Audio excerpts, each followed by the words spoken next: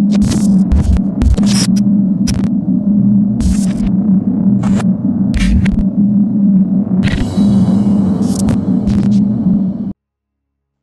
वालेकुम and welcome to state craft.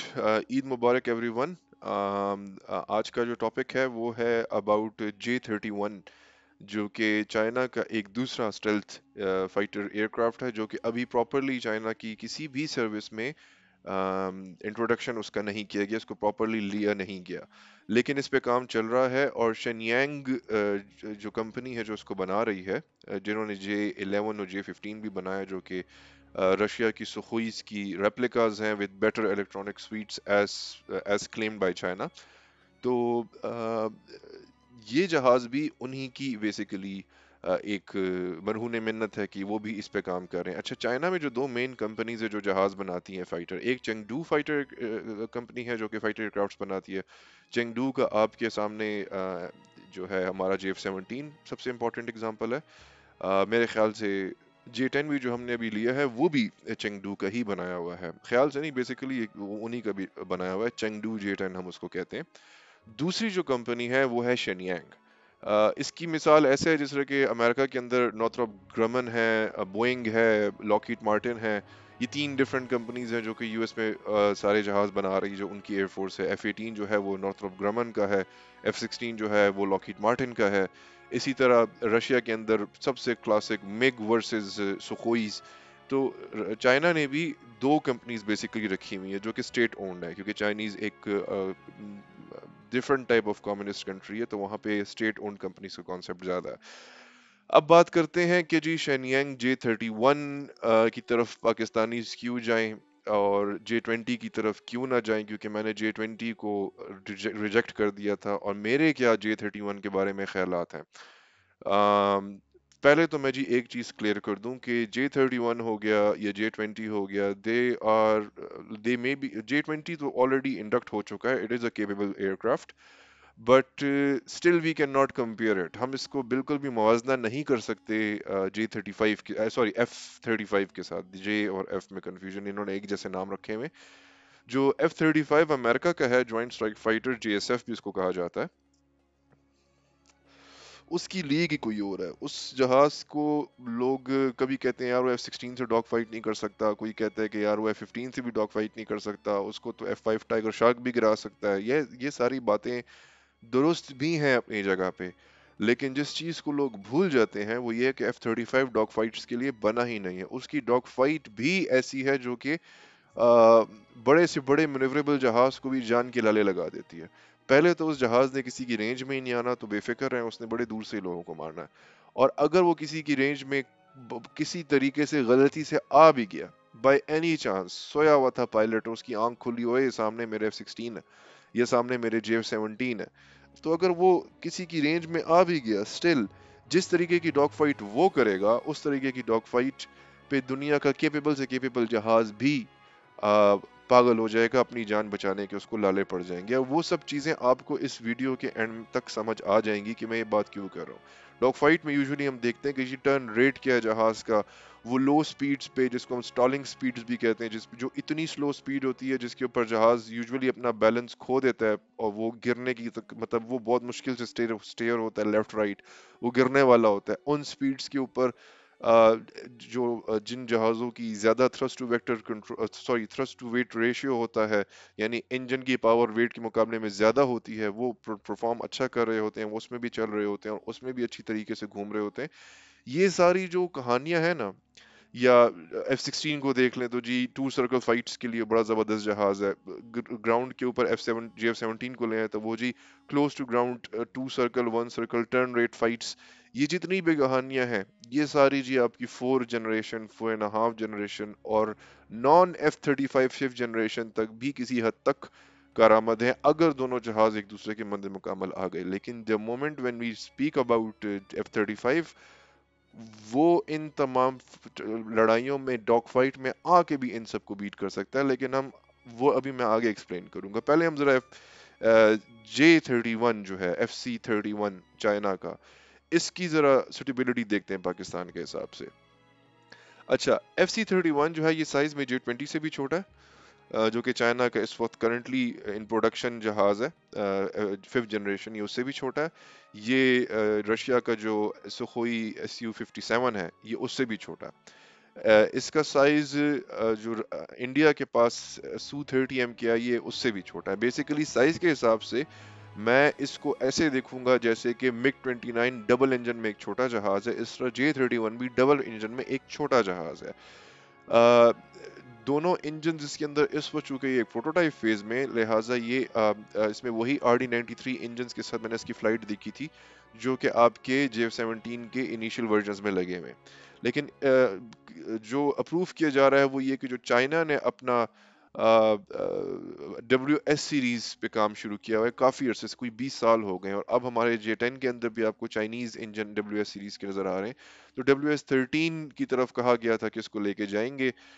Do engine سے یہ ہو جائے گا کہ انجن کی لائف بھی ایکسٹینڈ ہو جاتی ہے. جب آپ سنگل انجن پہ ہوتے ہیں تو آپ اس کو فل مطلب جب آپ کو فل پرفارمنس چاہیے ہوتی ہے تو وہ تھوڑے سے ایکسٹرا، جس طرح 3D کارڈ کی کلاکنگ کرتے ہیں نا، اس طرح سے اس کی بھی تھوڑی کلاکنگ کی ہوتی ہے. اگر وہ 11 مطلب اس میں کیپیبلٹی 10 کی ہے یا 10.5 کی ہے تو 11 ٹن کے حساب سے وہ تھرسٹ پروڈیوس کر رہا ہوتا ہے. لیکن جب آپ ڈیول انجن کنفیگریشن میں چلے جاتے ہیں تو پھر آپ کو انجنز کو اتنا ہیوی تھرسٹ تک لے جانا نہیں پڑتا، کیونکہ دونوں کو اگر آپ نے 9.9 پہ بھی سیٹ کیا ہوا ہے تو اوور آل تھرسٹ آپ کا کسی بھی سنگل انجن کے جہاز کو بیٹ کر دیتا ہے. تو تھرسٹ کی جو گیم ہے وہاں پہ تو جی WS-13 بھی اس کے اندر اگر 2 لگ گئے تو جی گیم آن ہے، وہ کوئی ایشو نہیں ہے. لیکن جب ہم بات کرتے ہیں 5th جن کی تو اس میں کافی ایسی چیزیں ہیں جہاں پہ چائنا اس وقت ویسٹ میں بھی اسپیسیفکلی US سے پیچھے.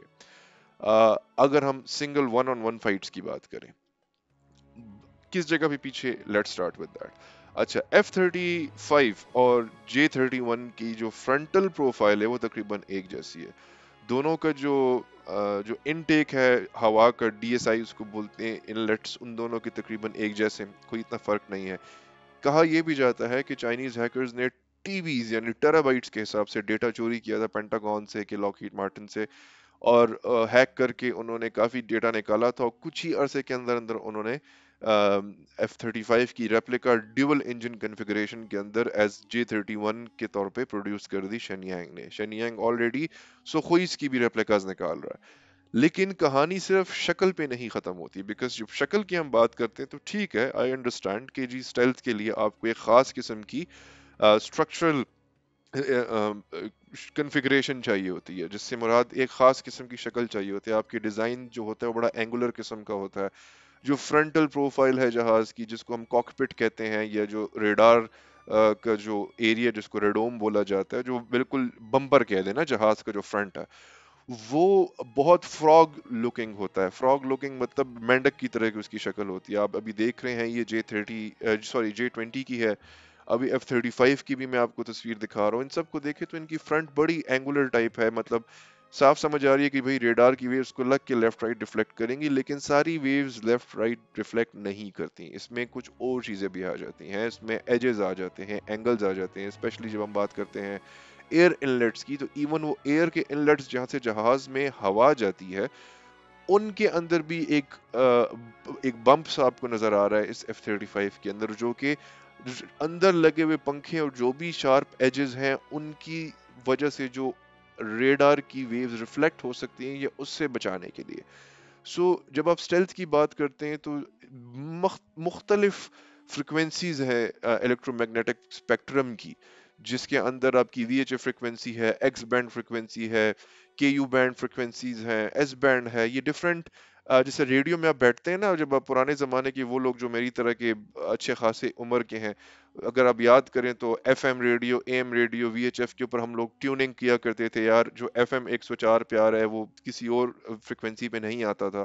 تو اس طرح ریڈارز بھی ڈفرینٹ فریکوینسیز پہ ڈفرینٹ ویوز پھینکتے ہیں، اور کسی نہ کسی فریکوینسی پہ چیز کو ڈیٹیکٹ کرنا ہوتا ہے انہوں نے. اسٹیلتھ میں پہلا تو کام یہ ہے کہ جی آپ نے کوشش کرنی ہے کہ آپ کا جو ریڈار ہے اس کی نظر سے آپ بچیں، جس کے لیے آپ کی شیپ ایسی ہونی چاہیے کہ جہاز کو جو ہی لگی آگ کے ریڈار کی ویو، وہ واپس ریڈار کے پاس نہیں گئی، جس کو وہ پڑھ کے بتا سکے کہ یار ایگزیکٹ یہ لوکیشن ہے. پہلے تو جی یہ چیز آپ کلیئر کر لیں کہ ایک تو شیپ ہو گئی. اس کے علاوہ بھی ایک اور چیز ہوتی ہے جس کو بیکڈ ان स्टेल्थ बोला जाता है, जिसकी एग्जांपल मैंने अपनी पुरानी वीडियो में, जो पिछली इससे पहले वीडियो थी, उसमें जब मैं बता रहा था कि क्या तुर्की इस काबिल है कि वो बना सकता है 5th जनरेशन, उसके अंदर भी मैंने इस चीज का जिक्र किया था कि कॉम्पोजिट मटेरियल्स, ऐसे मटेरियल्स जिनके जिनके अंदर कैपेबिलिटी हो कि वो रेडार की या रेडियो की डिफरेंट फ्रीक्वेंसीज की वेव्स को एब्जॉर्ब कर लें और वापस ना भेजें। तो वो जो बेक्ड इन स्टेल्थ है वो as per the claims of Shenyang और जो मैंने रिपोर्ट्स पढ़ी हैं वो उसके अंदर अभी नहीं है, जिसका मतलब ये है कि कॉम्पोजिट मटेरियल्स के इस्तेमाल में अभी भी चाइना काफी पीछे। तो वो किस चीज पे रिलाई कर रहे हैं? वो रेडार रेडार एब्जॉर्बेंट मटेरियल, ये जरा मुश्किल है प्रोनाउंस करना मेरे लिए, मुंह के अंदर थोड़ा सा वो ना खिलबली मच जाती है, जिसको हम रैम भी बोलते होते हैं। ये कंप्यूटर की रैम नहीं है 32 GB 64 GB, this is radar absorbent material, RAM. तो जो स्टेल्थ कोटिंग्स है, स्टेल्थ पेंट है, रैम है, उसके थ्रू एंड शेप के थ्रू इसको इन्होंने काफी हद तक स्टेल्थी बनाने की कोशिश की है। लेकिन ये स्टेल्थ की मिराज पे तब पहुंचेगा जब इसके अंदर कॉम्पोजिट भी इस तरह के इस्तेमाल किए जाएं। यानी कॉम्पोजिट से मुराद ये है कि आपका जो, फॉर एग्जांपल आप गाड़ी को देखें, हम कहते हैं ना कि पुराने जमाने की गाड़ी लोहे की बनी होती थी, आजकल की प्लास्टिक की बनी हुई गाड़ियां। मतलब पुराने जमाने की गाड़ी की बॉडी पे डेंट ही नहीं पड़ता था, दीवार टूट जाती थी, और इस किस्म की कहानियां क्यों? बिकॉज वो प्योर लोहे की बनी हुआ करती थी। लोहे से मुराद ये कि आयरन एंड स्टेनलेस स्टील बहुत यूज होता था। फिर हम लोग एलॉयज की तरफ चले गए। एलॉयज के अंदर आप दो तीन डिफरेंट धातुओं को मिला के एक ऐसी चीज बनाते हैं जिसकी स्ट्रेंथ तो अच्छी हो लेकिन उसका वेट कम हो। जब वेट कम होता है किसी भी बॉडी का तो इंजन के ऊपर जोर कम आता है, तो उसकी जो माइलेज है वो बेहतर हो जाती है। ये मैं गाड़ियों के हिसाब से बात कर रहा हूँ।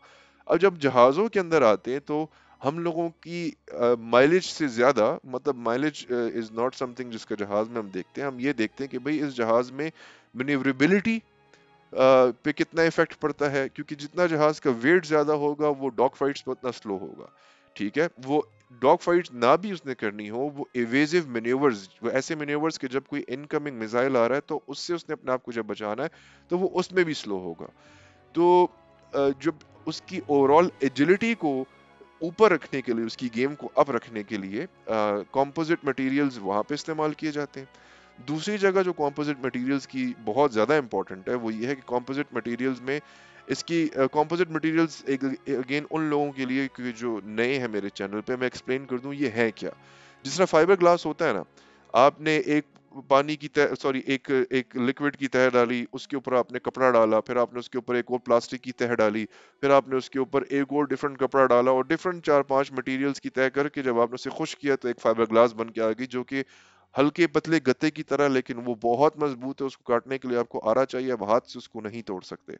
मतलब है वो पतला, वेट उसका बहुत कम है, मजबूती उसमें बहुत ज्यादा है। इस तरह मैं एक जमाने में एक केवलार वेस्ट के ऊपर रिसर्च कर रहा था कि कोई ऐसी वेस्ट या ऐसी वेस्ट से मुराद बनियान टाइप हो, ऐसी आर्मर्ड, वो नहीं कि बुलेट प्रूफ जिसकी हम बात करते हैं, जो कि बहुत पतली हो, जो बंदा कोट की तरह, शर्ट की तरह पहने, जो उसको गोली लगे तो उसके अंदर से पेनिट्रेट ना कर सके। तो उसमें बड़ा नॉन न्यूटन न्यूटन जो मटेरियल उसकी तरफ भी गया। काफी चीजों, मतलब केमिस्ट्री एंड मेटलर्जी के अंदर काफी मैंने बैठ के शौक के लिए रिसर्च की थी। तो ऐसे डिफरेंट मटेरियल्स मौजूद हैं जिनकी, जो बहुत पतले होते हैं कागज की तरह, लेकिन वो इतने मजबूत होते हैं कि उनको गोली भी पेनिट्रेट नहीं कर सकती। लेकिन अगेन वो बहुत रेयर है, उनको बनाना जरा कॉस्टली होता है, उसकी एप्लीकेशन इज डिफरेंट। तो जब बात की जाती है कंपोजिट मटेरियल्स की, तो composite material is also this kind of like similar thing, कि ये वेट में जी हल्के होने चाहिए, और इनके अंदर जो मटेरियल इस्तेमाल हो रहा है वो ऐसा मटेरियल हो जो जब रेडार वेव्स उसको टच करें तो वो खुद ब खुद उसको एब्जॉर्ब कर रहा हो, वो मिटिगेट कर रहा हो, वो रिफ्लेक्ट ना करे वापस रेडार की तरफ, वो वेव को ना फेंकने दे, जो कि पुराने जमाने के F-16, एफ ये सुखोई Su-30 और जितने भी 4 and 4.5 जनरेशन के फाइटर्स हैं, इंक्लूडिंग RJ-10, वो ये गलती करते हैं। वो इसलिए करते हैं, उनका डिजाइन गोल मटोल सा होता है, हर तरफ गोले गोले गोले आपको नजर आ रहे हैं। फ्रंट फ्यूजलाज जो है, यानी जो रेडोम का जो जगह है वो भी गोल है, जो शीशे हैं वो भी गोल हैं, जो मिसाइल्स हैं वो भी बाहर लगे हैं, उनके भी फ्रंट पे सब कुछ गोल है। तो वो जो ही उनको लगती है वेव वापस आके बता देती है कि भाईजान इस तरफ इतने डिस्टेंस पे ये फलानी चीज मूव कर रही है, और उसको हम रेडार क्रॉस सेक्शन की जो वैल्यू है उसको कैलकुलेट कर रहा होता है, रेडार बताता है कि यार ये RCS F-16 का है, लिहाजा ये F-16 फ्लाई कर रहा है। तो जब स्टेल्थ की बात की जाती है तो baked in is very important, composite materials are very very very important for stealth and for strength and for lower weights, for higher manoeuvrability. ये तो तीन चार उंगलियों पे मैंने आपको गिनवा दी। अब बात करते हैं कि क्या ये F-31 के अंदर ये चीज मौजूद है? नहीं, F-31 के अंदर बेक्ड इन स्टेल्थ का कॉन्सेप्ट नहीं है, क्योंकि कॉम्पोजिट्स में चाइनीज अभी उस लेवल पे नहीं पहुंचे कि जिस पे हम कहें कि यार ये जहाज फुली कॉम्पोजिट में बना सकते हैं। लेकिन जो इंडिया का LCA तेजस की अगर आप बात करें तो इंडिया ने कॉम्पोजिट्स में बहुत ज्यादा रिसर्च की है, और इट्स अ शेम कि हम तीन ममालिक, तीन न्यूक्लियर पावर्स एक जगह पे रहते हैं, लेकिन just on the basis of single place जो कि लद्दाख है, एंड जो हिंदुत्व मेंटालिटी है उसकी वजह से और कश्मीर जो हमारा हमारा प्रॉब्लम है, हम तीनों ममालिक एक दूसरे के एक किस्म के, मतलब तीन में से दो ममालिक एक ही मुल्क के आपस में दुश्मन बने हुए हैं। वरना चाहे इस वक्त इंडिया LCA तेजस की वजह से कंपोजिट मटेरियल्स में काफी आगे। खैर, लेट्स कम बैक। अब बेक्ड इन तो नहीं है, तो जी 3 आउट ऑफ 3 के बजाय 2 आउट ऑफ 3 मार्क्स दे देते हैं हम इस जहाज को in terms of stealth. Next क्या चीज़ है जो कि मेरे लिए थोड़ी सी जिसे कहते हैं इम्पोर्टेंट है, वो ये है कि जो रियर प्रोफाइल है F-31 J-31 या FC-31 की, रेयर प्रोफाइल में स्टेल्थ का कोई खास इतना मुझे कॉन्सेप्ट नजर नहीं आ रहा, क्योंकि खुले डुले बाहर इंजन लगे हुए हैं। यही मसला Su-57 के साथ भी है, यही मसला Su-75 के साथ भी है, तकरीबन जितने भी सिवाय F-22 के, इवन F-35 में भी ये प्रॉब्लम मौजूद है। लेकिन F-35 के लिए प्रॉब्लम क्यों नहीं है वो आगे मैं डिस्कस करूंगा। F-22 वो वाहिद है जिसके इनलेट्स को बड़े, मतलब सॉरी, एग्जॉस्ट के जो इनलेट्स तो ना क्या, एग्जॉस्ट की जो टिप्स हैं, जहां से पीछे इंजन का जो गोला है वहां से, जहां से आपकी आग निकलती है, जहां से थ्रस्ट निकलता है, जिसको एयरफोर्स के अक्सर लोग तंदूर भी बोलते हैं, वो जो है अंदर करके लगा है, और उसके बाहर उन्होंने प्रॉपर उसको डिजाइन एंगुलर तरीके से उसके एग्जॉस्ट की टिप्स को किया हुआ है, ताकि ऑब्जर्वेबिलिटी कम हो जाए। क्योंकि एक और डायमेंशन है जिसको लोग डिस्कस नहीं करते, जिसको भी देखो उठ के कहते हैं यार मेरा रडार इतना बड़ा है, वो 200 किलोमीटर दूर देख लेता है, दूसरा कहता है यार मेरा 300 किलोमीटर दूर देख लेता है। भाई रेडार इज पूरे इलेक्ट्रॉनिक स्पेक्ट जो स्वीट्स है ना आपकी, जो डिफरेंट जो डोमेन है जहाज की इलेक्ट्रॉनिक्स की, उसमें सिर्फ एक ऐसा सर्चिंग, ट्रैकिंग एंड अटैकिंग का एक टूल है। इसके अलावा एक और टेक्नोलॉजी पिछले काफी अरसे से रूस इस्तेमाल कर रहा है, यूरोप में भी आ चुकी है, और अब उसकी बैकवर्ड इंटीग्रेशन US ने शुरू की हुई है। मजे की बात है, US बाद में उसकी तरफ आया था, लेकिन US इन सब से आगे निकल चुका है। वो है IRST, infrared search and track systems. ठीक है, जो IRST की जो ये फील्ड है, ये कितनी केपेबल है, इस ये मैं अभी आपको थोड़ा सा एक्सप्लेन करता हूँ। जो IRST होता है, ये रेडार पे ऊपर फोकस नहीं होता। रेडार में जो रेडियो फ्रिक्वेंसीज हैं, इसमें डिफरेंट फ्रिक्वेंसीज हैं, जो कि जब भी एक जहाज अपना रेडियो फ्रिक्वेंसी ऑन करता है, मतलब सॉरी अपना रेडार ऑन करता है, तो दूसरी तरफ जो दुश्मन के जो रेडार्स होते हैं, जहाज होते हैं, वो इजीली उस जहाज को ट्रैक कर लेते हैं। फॉर एग्जांपल, अगर कोई ऐसा जहाज दो उड़ रहे हैं जिसमें से एक जहाज ने अपना रेडार ऑफ किया हुआ है, तो वो स्टिल बड़ा स्टेल्थी है। और अक्सर जहाज, मतलब जो मिशंस मैंने देखे मॉडर्न मिशंस में, एक मिशन इस तरह का भी होता है कि आप दुश्मन की टेरिटरी में जा रहे हैं, आप इतने स्टेल्थी जहाज नहीं उड़ा रहे, तो आप क्या करते हैं, आप ये करते हैं कि आप बड़े क्लोज टू द ग्राउंड उड़ते हैं, ताकि आपके पीछे पहाड़ शहाड़, आप इस एंगल से अटैक करते हैं कि आपके बैकग्राउंड में पहाड़ हो, बिल्डिंग्स हो, बहुत ज्यादा नॉइज हो, तो रेडार ना सिर्फ ये कि आपके जहाज से बड़ा कुछ मतलब जो भी वेव्स वापस आ रही हैं, आपके अलावा इर्द गिर्द के भी जो बैकग्राउंड नॉइज है वो भी बहुत ज्यादा है, तो इस तरह आप थोड़ी स्टेल्थ अचीव कर लेते हैं। दूसरा, आप अपना रेडार ऑफ रखते हैं, तो उससे क्या होता है कि जी आप इतने आसानी से डिटेक्ट नहीं होते, और आपको दुश्मन के बारे में कैसे पता चल रहा होता है, थ्रू ऑफ कोर्स इवैक्स। इवैक्स जो होते हैं, जो कि early air warning control, sorry, जो रेडार सिस्टम्स हैं इवैक्स, उनकी रेंज बहुत ज़्यादा होती है, और वो डेटा लिंक के थ्रू, डेटा लिंक एक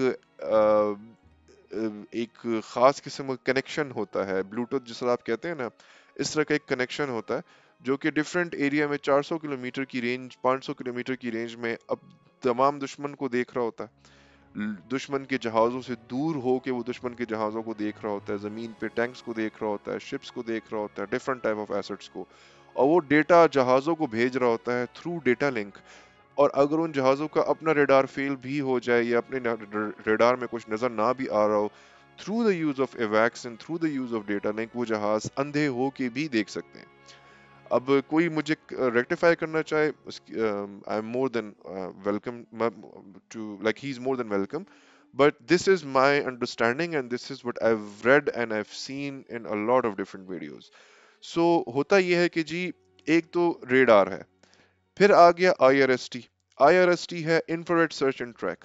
اب آئی آر ایس ٹی میں اکثر ایک مسکنسیپشن ہے، کیونکہ وہ جتنے بھی آپ کی ہیٹ سیکنگ میزائلز ہیں وہ 25 20 30 with in visual range dog fights میں استعمال ہوتے ہیں، تو اکثر لوگ کہتے ہیں کہ آئی آر ایس ٹی بھی جو ہے وہ ود ان ویژول رینج کے لیے ہے. نو، دس از ایبسولوٹلی رانگ. اور یہ ایک ایسی پیسو ٹریکنگ ٹیکنیک ہے، ایسی پیسو ٹریکنگ ٹیکنالوجی ہے جہاں پہ جب آپ اپنا ریڈار آف کر لیں اور اپنے آئی آر ایس ٹی کے موڈ میں سوئچ کر لیں، تو آئی آر ایس ٹی جو بھی جہاز یوز کر کے کسی دشمن کے جہاز کو ٹریک کرنے کی کوشش کر رہا ہے، اس کی لوکیشن، اس کی پوزیشن نہیں دشمن کو پتہ چلتی. پتہ ہی نہیں چلتا کہ مجھ پر ٹریکنگ کہاں سے ہو رہی ہے، یہ بھی نہیں پتہ چلتا کہ میں ٹریک ہو رہا ہوں کہ نہیں ہو رہا. کیونکہ پیسو کا مطلب کیا ہے اور ایکٹیو کا مطلب کیا ہے؟ ایکٹیو کا مطلب یہ ہے کہ آپ کا جہاز آلریڈی پہلے کیا کرتا ہے کہ ایک ریڈار کی ویو پھینکتا ہے، اس دشمن کے جہاز کو وہ ویو ٹکراتی ہے، پھر وہ واپس آتی ہے، اور پھر وہ اس کو ریڈ کرتا ہے اور پھر بتاتا ہے کہ بھائی جان 400 کلومیٹر، سوری 200 کلومیٹر دور یہ جہاز ہو رہا ہے. اب ایکٹیولی خود سے ایک دشمن کو کے لیے آپ ویوز پھینک رہے ہیں، ان کو ریسیو کر رہے ہیں. اب جب میں پیسو کی بات کرتا ہوں، پیسو کا مطلب یہ کہ جب دشمن کا جہاز آلریڈی اڑ رہا ہے، تو جب وہ ہوا میں سپیڈ میں آتا ہے ایک ہائی سپیڈ میں، تو وہ ایک فرکشن ہوتی ہے، ایک رگڑ ہوتی ہے، وہ پروڈیوس ہو رہی ہے. اس کے علاوہ جو جہاز کے دشمن کے جو وہ ہے اسے کیا بولتے ہیں، انجن ہے، وہ اپنی ایک خاص ہیٹ پروڈیوس کر رہا ہے. یہ ریڈیشن ہے، یہ ویوز ایسی ہیں جو وہ جہاز خود ایمٹ کر رہا ہے، جو خود پروڈیوس کر رہا ہے. تو I R S T censors کیا کرتے ہیں کہ وہ صرف بیٹھ کے آنے والی ویوز کو جو خود سے کہیں سے آ رہی ہیں وہ ان کو ڈیٹیکٹ کر رہا ہوتا ہے، اور بتاتا ہے کہ بھائی 40 50 60 کلومیٹر دور فلائنگ جگہ پہ ایک ٹارگٹ ہے جو مسلسل یہ ریڈیشن ایمٹ کر رہا ہے. تو انفراریڈ میں آپ کو خود کچھ نہیں پھینکنا پڑتا. کوئی بھی جہاز جب اڑے گا تو آف کورس اس میں فرکشن بھی ہوگی، اس کا انجن ایگزاسٹ بھی ہوگا، اس کی ایک اپنا ہیٹ سگنیچر بھی ہوگا، اس کا اپنا انفراریڈ تھرمل سگنیچر ہوگا، جو بڑے مائکرو لیول سے میکرو لیول تک آپ جا سکتے ہیں. تو I R S T sensor اس چیز کو آٹومیٹکلی جو آنے والی ویوز ہیں ان کو خود بخود پکڑ رہا ہوتا ہے. This is why we call it a passive search and tracking system نا. تو یہ آئی آر ایس ٹی کا اب یوز کدھر ہے؟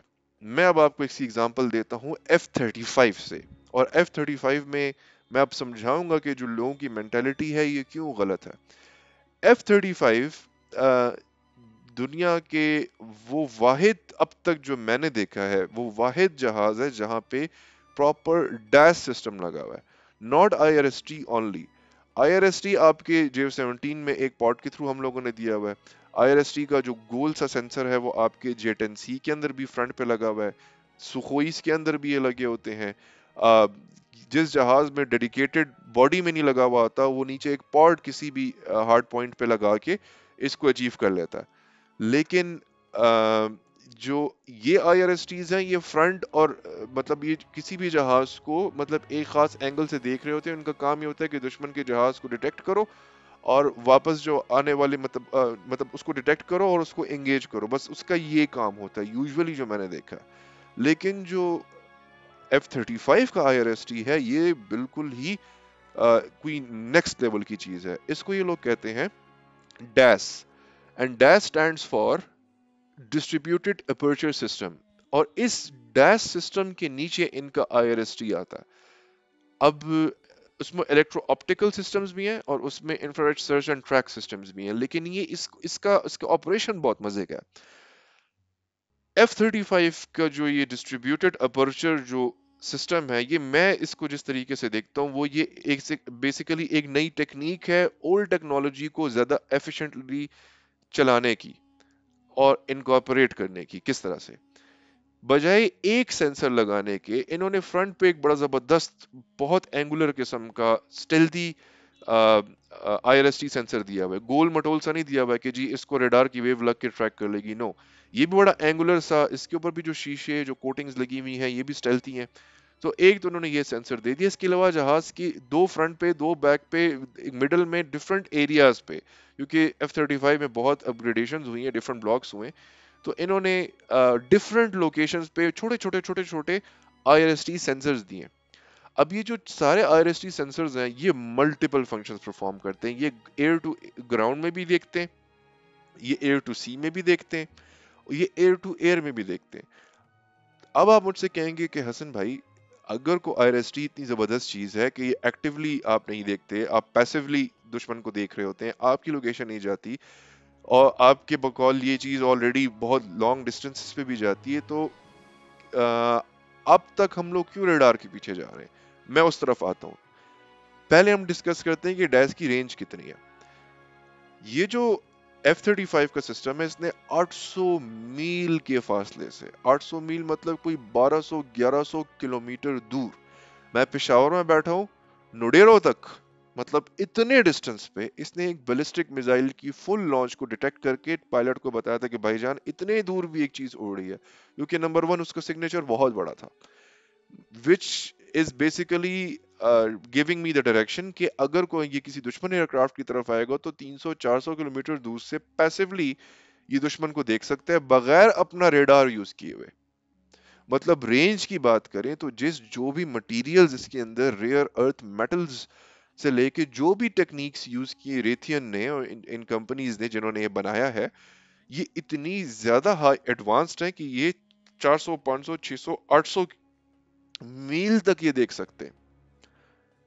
और हमारे जो आईसा रेडार्स हैं जो कि गोल्ड स्टैंडर्ड है, वो भी कोई गई गुजरी चीज नहीं है, उनकी रेंज 250-300 किलोमीटर होती है। तो आपका क्वेश्चन, कॉमन सेंस ये क्वेश्चन करता है कि रेडार की जरूरत क्या है जहाज के ऊपर, कि वो तो लोकेशन भी दे रहा है। मतलब द मोमेंट आप रेडार को वो करते हैं, ऑन करते हैं, तो लोकेशन आपकी शो करना शुरू कर देता है दुश्मन को। रेंज भी इसकी 200-250 किलोमीटर है, उस पे हम सीने पे थंपिंग कर रहे होते हैं कि भाई हमने ईसा बना लिया। नहीं, बात ऐसी नहीं है। इस सब के बावजूद आपके F-35 के अंदर एक गैलियम नाइट्रेट टेक्नोलॉजी बेस्ड जो गैन टेक्नोलॉजी है उसके ऊपर बना हुआ एक वो है, एक ईसा रेडार मौजूद है। ट्रेडिशनली, मतलब अभी एक रिसर्च मैंने पढ़ी है जो कि बड़ा प्यारा, उसका नाम भी बड़ा जबरदस्त है, airborne infrared search and track systems. ये इंडियंस की भी एक रिसर्च है, और इसके अंदर जो चीज मैंने पढ़ी थी वो बड़ी जबरदस्त थी। वो ये थी कि आईआरएसटी बहुत ज्यादा जबरदस्त टेक्नोलॉजी है, लेकिन ये traditionally air to air targets में इसको बहुत प्रॉब्लम फेस करनी पड़ती थी। एयर टू एयर में जब हम लॉन्ग रेंज की बात करते थे, चूंकि ये रेडिएशन, हीट, थर्मल डोमेन को देख रहा होता है, तो उसमें बादल भी आ जाए, बारिश भी हो जाए, धूप भी हो जाए, तो इन तमाम एनवायरमेंटल एलिमेंट्स का जो कि हवा में इजीली नजर आते हैं या मौजूद होते हैं, उसका बड़ा बुरा इफेक्ट पड़ता है, जिस वजह से ये थर्मल इमेजिंग की जो या आईआरएसटी की जो रेंज है ये बड़ी कम हुआ करती है। इस वजह से लोग रेडार की तरफ जाते हैं कि रेडार इन चीजों से थोड़ा सा मुबर्रा है। रेडार पानी के अंदर काम नहीं करता, दैट्स वहां पे हम बड़ी लो फ्रिक्वेंसी रेडियो वेव्स की तरफ चले जाते हैं, रेगुलर और हाई फ्रिक्वेंसी की तरफ नहीं जाते।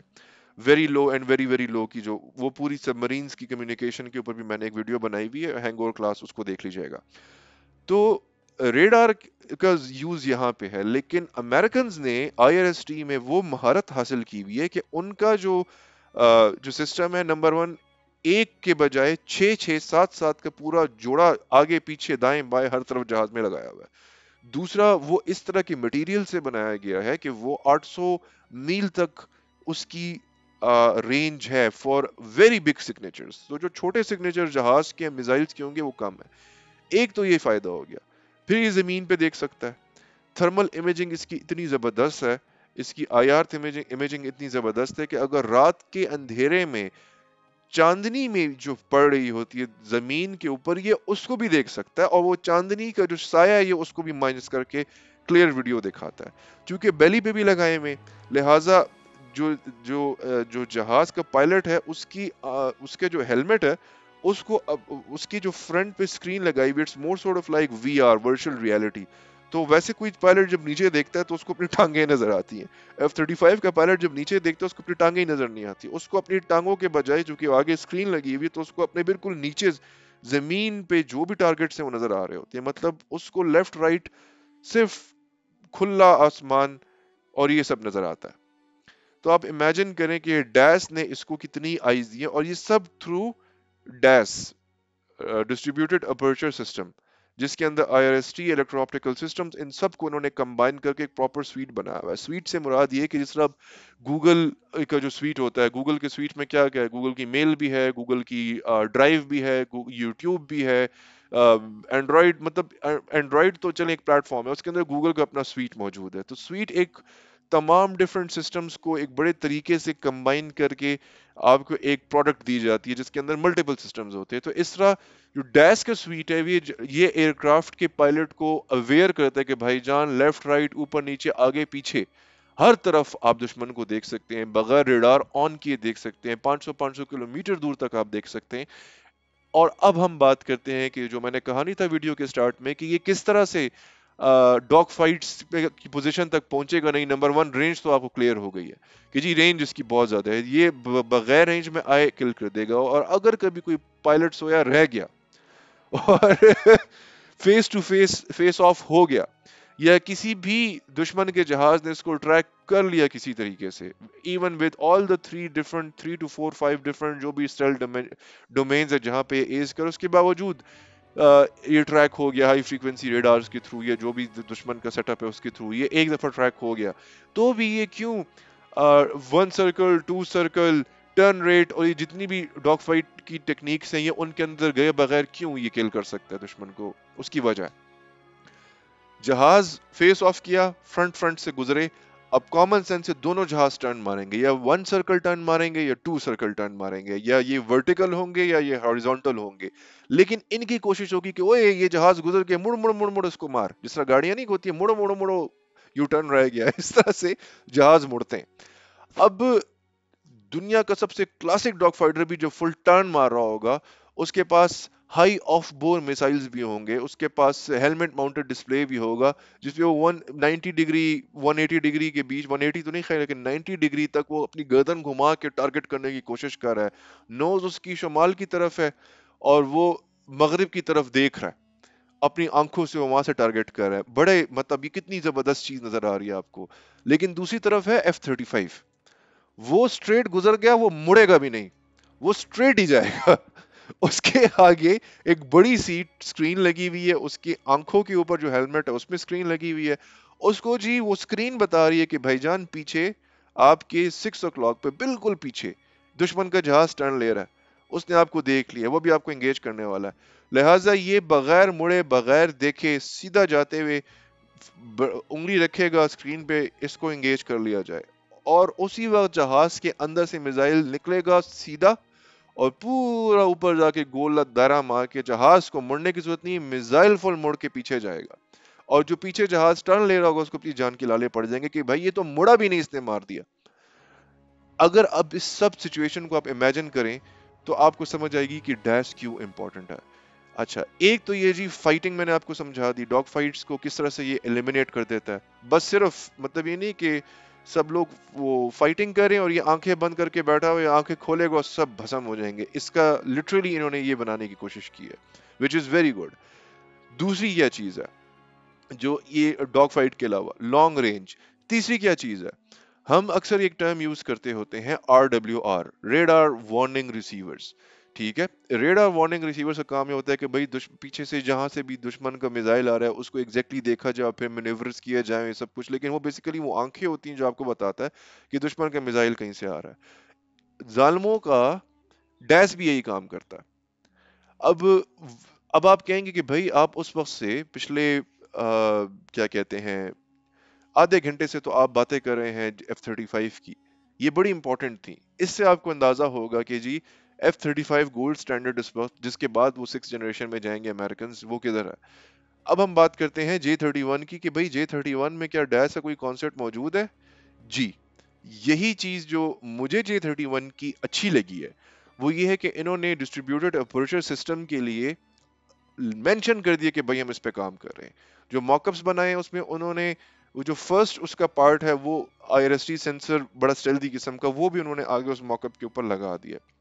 تو ڈسٹریبیوٹڈ اپرچر سسٹم پہ چائنیز کام کر رہے ہیں اور F-31 کے اندر J-31 میں وہ اس کو لگائیں گے. اب اس کی ایفیشنسی کتنی ہوگی that we have no idea because F-35 ہمارے پاس نہیں ہے. دوسری یہ چیز بڑی زبردست ہے اس کی وہ یہ ہے کہ چونکہ یہ چائنیز سسٹم ہے یہ موسٹ پروبیبلی PL-15 اور PL-XX PL-20 ان میزائلز کا استعمال کرے گا جس کی نالج آلریڈی پاکستان کے پاس ہے. This is a plus sign. تیسری جو پلس سائن ہے وہ یہ ہے کہ یہ WS سیریز کے ہی انجنز استعمال کرے گا جس کا مطلب یہ ہے کہ یہی انجنز ہمارے JF-17 میں J-10 کے اندر جو JDNC پاکستان نے بھی امپورٹ کیے ہیں اور سملر ٹیکنالوجی کے اوپر اگر یہ جہاز بھی پاکستان ود لائسنس پروڈکشن لیتا ہے تو یہ ایک قسم کا انٹرا آپریبلٹی کے ساتھ اس کی مینٹیننس جو ہے ہماری ٹیمز کے لیے تھوڑی ایزی ہو جائے گی.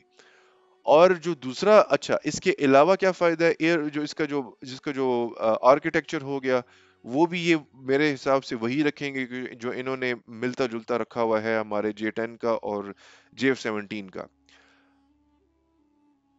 ایک اور فائدہ جو اس جہاز کو لینے کا ہے وہ یہ ہے کہ اس کے اندر KLJ-7A سیریز کا AESA ریڈار لگا ہوگا جو ہمارے آلریڈی JF-17 میں بھی ہے لیکن چونکہ ایک ڈیول انجن کنفیگریشن ہے تو ڈیفینیٹلی اس کے جو ٹی آر ماڈیولز ہوں گے وہ ٹی آر ماڈیولز اور ٹی آر اینٹیناز اس کی اماؤنٹ اینڈ اس کی کیپیبلٹی کو بڑھایا جا سکتا ہے بیکاز یہ ڈیول انجن کنفیگریشن ہے اس میں زیادہ پاور جنریٹ ہوتی ہے لہٰذا اس کی رینج کو 250 سے 400 کلومیٹر تک AESA ریڈار کی رینج کو پہنچایا جا سکتا ہے. تو with proper AESA radar with proper distributed aperture DAS system جو کہ اس کے اندر انٹیگریٹ ہو اینڈ اس کے لیے soft where and artificial intelligence and machine learning and proper کیا کہتے ہیں کمپوزٹ مٹیریلز کے یوز اگر یہ ساری چیزیں اس جہاز کے اندر چائنیز انکارپوریٹ کر لیں جس میں ان کو 5-6 سال اور بھی لگ جائیں then it's not a bad option but until then Pakistan کو ہولے چلنا چاہیے. اس وقت ہم لوگوں کے خلاف ہمارے دشمن جو جس سے ہمیں مین ایشو ہے وہ انڈیا ہے. ہمیں کوئی ان کے پاس اس وقت کوئی بھی آپ کہہ سکتے ہیں 5th جنریشن فائٹر نہیں ہے لہٰذا ہمیں اس وقت شارٹ ٹرم میں یا میڈیم شارٹ ٹرم کے اندر بھی ہمیں کوئی خاص اتنی ضرورت نہیں ہے 5th جنریشن فائٹر کی. ضرورت اس چیز کی ہے کہ ہم اس قابل ہو جائے کہ ہم ان سسٹمز پہ کام کریں جو کہ ان میں لگتے ہیں جس طرح کے ڈیش سسٹمز ہو گئے جس طرح کے ایویونکس ہو گئی جس طرح کے ریڈارز ہو گئے جس طرح کے digital fly by wire system 3 axis جو کہ آپ کے JF-17 میں لگا ہے اس کی پروڈکشن اس میں امپروومنٹ کیونکہ بار بار لوگ کہتے ہیں بھائی ہم نے JF-17 بنا لیا اب ہم J-10 کو بھی لوکلی پروڈیوس کریں گے اب ہم یہ بھی کریں گے وہ بھی کریں گے. اس طرح سے نہیں ہوتا. جب بھی آپ کوئی چیز انوویٹ کرتے ہیں تو انوویشن کا پروسیس لائسنس پروڈکشن سے بہت مختلف ہے ورنہ پورا پاکستان مستریوں سے بھرا پڑا ہے. میں پشاور میں بیٹھا ہوا ہوں ادھر ایک جگہ شوبہ بازار وہاں پہ ہر گاڑی کا انجن بھی ملتا ہے لیکن کیا یہ سارے مستری مل کے ایک انجن خود بنا سکتے ہیں؟ نو. کیا یہ گاڑی خود بنا سکتے ہیں؟ یس. لیکن وہ کیا ہوگا 95 کرولا ہوگی جس کے اندر انہوں نے بہت ہوا تو کوئی ہونڈا کا انجن ٹھوسا ہوگا ہونڈا کو تو نہیں لیکن 2JZ انجن 1JZ انجن ٹھونسا ہوگا بیٹری اٹھا کے پیچھے شفٹ کی ہوگی ٹربو چارجر کیا ہوگا ٹربو لگایا ہوگا مطلب یہ حرکتیں تو کر لیتے ہیں لیکن انوویشن از ویری ڈفرنٹ. آپ وہاں پہ آپٹیمم پراپر جس طرح رولیکس کی گھڑیاں ہوتی ہیں نا ایک ایک چیز پراپرلی ریسرچ کی اس کی پوزیشن کیا ہوگی اس کے ایلیمنٹس کون سے ہوں گے. میں بہت ایزی لے مین ٹرمز میں سمجھاتا ہوں. ایک بندہ وہ جو کہ صرف ایک نٹ گھما سکتا ہے اور کہتا ہے بس یہ کس دو خوب ٹائٹ کس دو وہ ہے میکینک وہ انوویٹر نہیں ہے.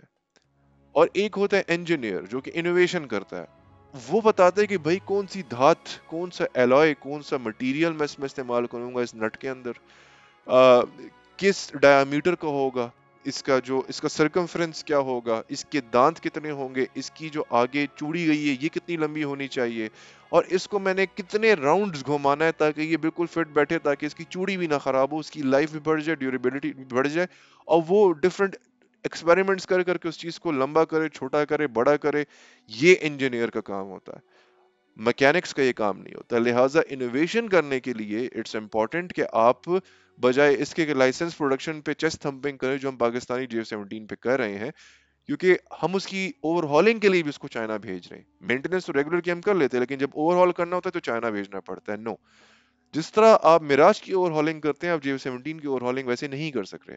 लिहाजा जिस चीज की जरूरत है वो ये कि हमारे जो इस वक्त तुर्की के साथ पार्टनरशिप कह दें, या जो हम लोग उनके लिए offshore solution, project management, research based जिस भी कैपेसिटी में हम काम कर रहे हैं, हमें इसी पे फोकस करना चाहिए है, और हमें इन तमाम टेक्नोलॉजीज को पढ़ के, इन रेयर अर्थ मेटल्स को, इन डिफरेंट कंपाउंड्स को, इन कॉम्पोजिट मटेरियल्स को, इन चीज़ों की हमें एजुकेशन की ज़रूरत है, ताकि हम अपने रिसर्च प्रोसेसेस, अपने इनोवेशन प्रोसेसेस बनाना शुरू करें। जैसे कि इस वक्त हम लोग एक gallium nitrate based I saw radar के ऊपर काम किया जा रहा है नस्ट और पेसी कामरा में। That's the first step. हम सिस्टम्स पे काम करेंगे, बॉडी ढांचा, ये 3D प्रिंटिंग का, CNC मशीन्स का ज़माना है, वो हो जाता है। लेकिन आपके लोगों को इनोवेशन करनी आती हो, आपके लोगों को प्रोजेक्ट मैनेजमेंट करनी आती हो, हमें इस चीज पे फोकस करना है जिस पे हमारा ऑलरेडी फोकस है।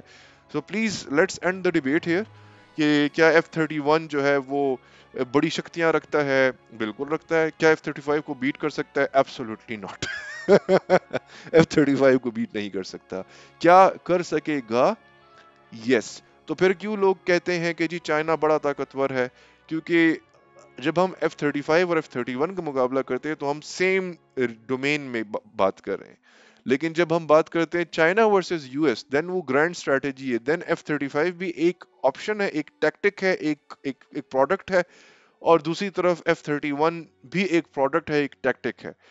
इसके साथ प्रॉपरली और चीजें भी होती हैं। इसके अंदर रेडार्स, हाई फ्रीक्वेंसी रेडार्स हो गए, और इवन अब सोचा जा रहा है कि IRST बेस्ड रेडार्स को भी ग्राउंड के थ्रू ऑपरेट किया जाए। जो IRST टेक्नोलॉजी के ऊपर रेडार टाइप सेंसर्स के ऊपर इस तरह के सिस्टम्स बनाए जाए जो जमीन पे बैठे बैठे पैसिवली रेडिएशन बेस पे आसमान में देखें और वहां से दुश्मन का डेटा लें। लेकिन उस पर काफी रिसर्च की जरूरत है ताकि ये नॉइस कैंसलेशन और ये चीजें हो सकें। सो जब दो मुल्क आमने सामने आते हैं देन ये सिर्फ चीजें होती हैं। फिर हो सकता है कि F-35 हवा में तो डोमिनेट करो, लेकिन ग्राउंड पे वो डोमिनेट ना कर सके। Afghanistan is the ultimate prime example कि वहां पे F-35 F-22 के होते हुए, प्रेडेटर ड्रोन्स के होते हुए भी 30, 40, 50, 60 हजार के ग्रुप ने पकड़ के हड्डियां तोड़ के रख दी अमरीकियों की। क्योंकि strategy is separate, tools are separate. I think this is more than enough जी। इंशाल्लाह फिर मुलाकात होती है 1-2 दिन बाद। अपना बहुत ख्याल रखिएगा। और हाँ, एक चीज प्लीज, अगर वीडियो पसंद आई हो लाइक जरूर कीजिएगा, बहुत इंपॉर्टेंट है लाइक। और कमेंट भी बहुत इंपॉर्टेंट है, कमेंट भी करना है। क्वेश्चंस हो तो प्लीज कमेंट्स में लिखें। मैं इन्हीं कमेंट्स से टॉपिक्स उठाता हूं, मैं और जगहों से भी देखता हूं और फिर मैं उसके ऊपर डिस्कशन करता होता हूं। तो कमेंट्स की भी बहुत ज़रूरत है। और अगर पसंद आ जाए वीडियो तो काइंडली सब्सक्राइब करें। जब चैनल ग्रो करता है तो बड़ा मज़ा आता है, जब ज़्यादा ग्रो करता है तो ज़्यादा मज़ा आता है। अपना ख्याल रखिएगा। हैव अ नाइस डे जी। अल्लाह हाफिज़।